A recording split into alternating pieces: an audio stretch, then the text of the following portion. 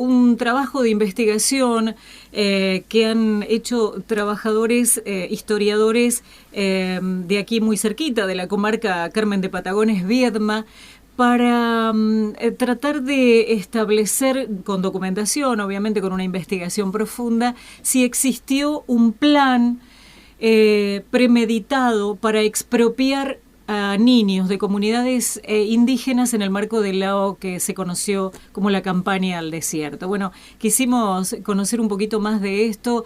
Está en línea uno de los historiadores que trabajó, Jorge Bustos, a quien ya saludamos. Jorge se desempeña en el Museo Emma Nozzi de allí, de Carmen de Patagones. ¿Cómo estás, Jorge? Buen día. ¿Qué tal? Buenos días. Sí, bien. Y bueno, un gusto estar en el Bolsón, aunque sea a través de la radio. De verdad que me gustaría estar físicamente. Bueno, conocés, sí. Sí, ¿Has venido? sí, un bien. lugar delicioso, Sí. cómo no, claro que sí, Sí. sí, sí. Bueno, contanos un poquito del trabajo, Sí, Jorge. bueno, Botín yo de te digo guerra... cómo Sí. surgió el trabajo. Ujú. Una compañera estaba ordenando unos registros que habían sido tomados en algún momento así de emergencia en el Juzgado de Paz, el archivo histórico del Juzgado de Paz, que está todo acá dentro del museo. Bueno, y había algunos papeles que estaban muy mezclados, prácticamente que pensábamos que era para algún abandono directamente, de tan mezclados que estaban, y ella pudo reconstituir una secuencia y unos padrones, unos registros de vecindad, se llamaban, Uh-huh. de la década de 1880, uno de 1887, otro de 1889. Entonces, bueno, tuvo que componerlo porque estaban mezclados unos y otros, entonces fue componiendo hasta ver que estos padrones registraban a los vecinos casa por casa, era como son las cédulas censales, ¿viste? Como hace un censista, que pone un bloque entero, son todos los habitantes de la casa, ¿no es cierto? Y ahí estaban, bueno, una cantidad de datos de cada uno, las edades, la profesión, si sabían leer y escribir, bueno, toda una cantidad de información. Y nos llamaba la atención que ahí aparecía la categoría indio. Bueno, ¿y por qué nos llamaba la atención? Porque ya desde 1869, que ese es el primer censo nacional, como había un afán así de homogeneizar, de unificar y de borrar las diferencias, por lo menos en los títulos, ya en los censos no se ponía más si era negro, si era indio, eso ya no, ese renglón no se ponía más. Se ponía si era argentino, si era extranjero, de qué nación, y si era argentino, de qué lugar de la Argentina, ¿no? Pero entonces dijimos, ¿cómo aparece indio de nuevo? Y entonces allí, hablando un poquito más, comenzamos a mirar por las edades de esos indios, que tenía que coincidir que eran niños unos años antes, durante la campaña de Roca. Así que después comenzamos a mirar qué había sido de estos niños, ¿no? O de estos que ya eran adolescentes, ya un poco más grandes, y que en esos momentos eran niños. Y bueno, entonces allí, esos niños indígenas figuraban con el nombre de sus padres, perdón, con el apellido de quien los había tomado. Ajá. Entonces, yo sé que había niños o jóvenes de los que se decía solamente su nacionalidad y los otros que aparecían como indígenas. De modo tal que nos dimos, era obvio darse cuenta, ¿no es cierto?, que habían sido tomados a su cargo. Después nos fijamos en los registros parroquiales y allí estaban asentados con el nombre de su ¿qué? ¿Qué le decimos a ese?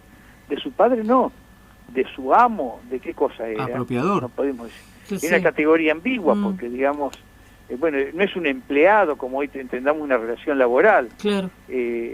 Entonces, y lleva el nombre de quién, bueno, acá está una discusión, qué nombre le ponemos a ese vínculo, digamos, ¿no?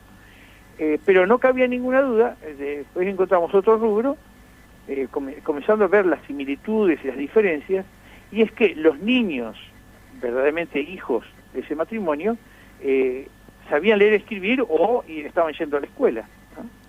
En cambio, estos niños indígenas no sabían leer y escribir y no iban a la escuela. ¿Aparecía la edad, Jorge? ¿De los chiquitos? Sí, aparecían las edades y por eso nos daba como unos añitos, digamos, algunos ya parecían más grandes, como, pongamos, de 18, de 19 años, pero por el tiempo transcurrido desde el momento en que habían sido aprendidos, digamos. Apropiados, claro, claro. Bueno, entonces, de allí que hicimos toda una línea hacia atrás y hacia adelante. Después accedimos a alguna documentación que todavía no habíamos trabajado, que teníamos en el museo, que era de la década de 1880, y que estaba, eso lo hemos recogido del Archivo Histórico de la Municipalidad, que también estamos reconstruyendo y digitalizando. Bueno, y en esa documentación aparecían notas de vecinos de Patagones y de Viedma pidiendo indiecitos. Y lo pedían como si fuera, digamos, una mercancía. Digamos. Claro, como si fuera un kilo de azúcar, sí, terrible. Como si fuera un kilo de azúcar. Sepáreme un chinito como de 5 años que quiero tenerlo para educarlo a mi gusto, una chinita como de 12 años, bueno. Cada uno comienza a mirar eso, sí, la piel de vecino. Pero en principio, digamos, vamos a describir los hechos. Así que se veía eso, nos encontramos con estas notas de vecinos, comenzamos a mirar registros de la Defensoría de Menores, y entre tanto, bueno, tenemos que pensar que era un siglo en donde existía el castigo físico como naturalizado, digamos, ¿cierto? De los padres, de los maestros, así que no era una novedad que esto existiera, pero lo que sucede es que este registro en el Patronato de Menores lo que hacía era ver casos de excesiva violencia, digamos, cuando ya, ¿no? No solamente esto, había otros casos de niños que quedan huérfanos, bueno, y también tomaba el caso de niños golpeados. Bueno, que muy pocas veces la gente se animaba a denunciarlo, porque tenía que denunciar en un pueblo muy chico, a un vecino, era todo un tema. Pero ya había casos excesivos y esto teníamos algunos niños indígenas con este problema. Jorge, así que esa fue, digamos, el que origen... tenemos 3 lugares donde fuimos. Y después también vimos, en el caso de los bautismos, ya fuimos a los libros de esos registros, que decía, niño, dice, padre, ¿cómo es? Hijo de padre y madre indios o indígenas desconocidos. ¿Aparecía el nombre de la comunidad, Jorge, de dónde los habían? No decía. Ya a esa altura nosotros podríamos sacar alguna conclusión de a qué comunidad pertenecían, pero es una hipótesis nada más, ¿entendés? Que no puedo decir, bueno, era de tal lugar. Pero claro. Bueno, uno eso lo ve especialmente a partir de los caciques, como es que sí, los que fueron no pactar, digamos, claro, ¿no? los que fueron más perseguidos, Saihueque, Inacayal, Foyel, aquí muy cerca. Más, claro. Digamos, que tomar, eso fue una resolución muy dura, porque sí.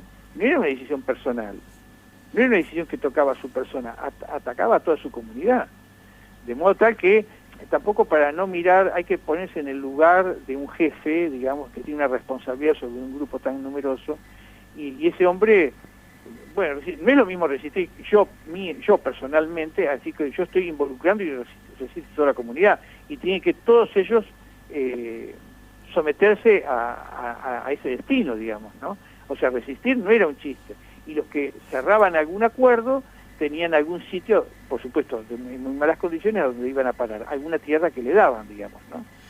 Pero todo eran soluciones muy descarnadas. Resistir era una solución descarnada, y también entregarse o negociar también era una situación dramática. Pero bueno, la cuestión decía, yendo a este caso que nos ocupa, estos niños entonces, lo que aparecía muy claro es que cuando se los bautizaba, aún estando las madres cerca, aparecía como de padres desconocidos. Por lo menos se podría haber puesto el nombre de la madre, ¿no? Pero quedaban los dos como no conocidos. Y acá había una idea, también hay que ponerse en esta marco de idea, porque uno, digamos, que vos no podés, vos tenés que juzgar o analizar, digamos, una época con las ideas de esa época. No podemos con nuestra cabeza del siglo XXI querer pensar por qué se hicieron tales o cuales cosas en el siglo XIX, ¿no? Porque es como reprocharle a un médico que puso cataplasmas o que hizo una sangría, decir, ¿por qué no hizo un triple bypass? Y porque no existía. Hoy nosotros tenemos algunas herramientas como la antropología, ¿no es cierto?, que nos permite ver una cultura, pero parándonos en el lugar de esa cultura, ¿no? Es decir, sin pensar que hay una que es superior a la otra, sencillamente que hay una cultura que es distinta. Pero a fines del siglo XIX esto no era así. Y esto que se hace, esta apropiación, y esto de, digamos, porque se lo saca a las comunidades, se las saca de su territorio, pero no quedaba solamente con sacarlo, también había que separar, la familia. ni siquiera con separar a las familias, era separar los padres de los hijos y los hermanos de los hermanos. O sea, era un proceso de atomización social, digamos, ¿no? Es Jorge, decir, que donde se rompía todo lazo debía ser roto. ¿Y qué pasaba con estos chicos? ¿Qué pasó? ¿Cómo? ¿Se pudo determinar qué pasaba con estos? ¿Se devolvían en algún momento a la comunidad o no? No, esa comunidad desaparecía. Porque esto es que te digo, es como si implosionaba, ¿está? Primero porque estaba desarraigada por completo, se desarraigaba de su suelo, los hombres iban a parar, los adultos en general, también iban niños, ¿no? Que se entregaban a la sociedad de beneficencia, eso lo sabés, ¿no es cierto? En Buenos Aires. Sí, lo que nosotros desconocíamos es que también acá se entregaban niños. Y que aparece muy patentizado en dos elementos, en estos pedidos de vecinos, y aparecen en estos padrones, digamos, ¿no? Eso también es una cosa muy interesante que tiene connotaciones también con el presente más cercano, y es que en general le ha sucedido a los militares que han hecho el trabajo sucio, pero en realidad que es lo mismo que ha pasado con el proceso militar. Es decir, vos podés decir, porque Videla... Sí, no, pero después había, y no solamente los militares, había civiles también de eso, por eso se habla de golpe cívico-militar y no de golpe militar solamente. Bueno, para aquella época, esta cuestión de los vecinos, también se dice, bueno, es Roca, los militares, y otra cosa, pero había, dentro de la sociedad, había franjas muy importantes de la sociedad a la que a que pensaban de la misma manera. Nosotros tomamos especialmente, no el tema de los territorios, de la tierra, sino el tema humanitario, porque para aquella misma época, por eso el nombre de la muestra es Botín de Guerra, y este trabajo se llama Botín de Guerra, porque es un senador nacional de la Unión Cívica, después de la Unión Cívica Radical, que señala esto, que dice, hemos tomado, que señala esto, lo que se ha hecho, cuando se está, esto lo hace en 1887, cuando se iba a hacer la campaña del Chaco, dice, ojo, Aristóbulo del Valle, senador Aristóbulo del Valle, él dice, ojo, dice, porque ya pasó en la campaña de la Patagonia, dice, que los hemos esclavizado, dice, hemos prostituido a las mujeres, nos hemos apropiado de los niños como si fueran botín de guerra. Él dice esa frase, esa palabra, botín de guerra, ¿no? Entonces, eso también te permite, nosotros hacemos un análisis, pero con la cabeza de un tipo que vivía en aquella época, ¿se entiende? Sí, perfecto. No analizado desde nosotros, porque eso es muy difícil, que hoy, digamos, con las categorías del presente, con todo lo que... Pero vos sabés, decime una cosa, ¿no sucede que hoy todavía hay gente que piensa de esa manera? Sí. Es decir, hoy todavía estamos discutiendo cosas y estamos en el siglo XXI.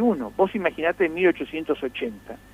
La idea que se tenía es que estaban absolutamente convencidos de que lo que mejor le podía pasar a estos niños es que ahora dejaban de ser unos salvajes, ¿no?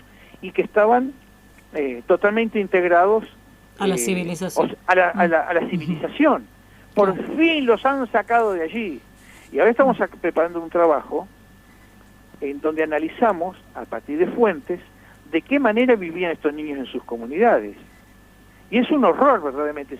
Si vos cuando ves esto y ves esa foto te horroriza, cuando vos ves de dónde provenían, en este caso, por ejemplo, a partir de un viajero, George Muster, que viaja con una tribu tehuelche, desde el estrecho, desde Río Santa Cruz hasta Patagones, 11 meses a caballo, que se llama Vida entre los Patagones, justamente su libro, y es muy interesante porque nos pone en condición de una sociedad que tenía un reconocimiento por los derechos de los niños que no tenían ni en Europa ni en América. Es decir, los niños no se tocaban. Nunca, es más, este hombre estaba descolocado porque venía de una sociedad justamente muy severa, muy represora con los niños, la sociedad victoriana, es un inglés, y lo que él ve, hasta le llama la atención cómo dice, estos niños no tienen límites, no puede ser, hacen las travesuras más espantosas y no hay quien los castigue, ¿no? Jorge, sí, no tengo más no tenemos más tiempo por hoy. Sí. Es muy duro, verdaderamente sí, es muy duro. Sí, pero podemos seguir hablando en otro momento si te gusta la idea.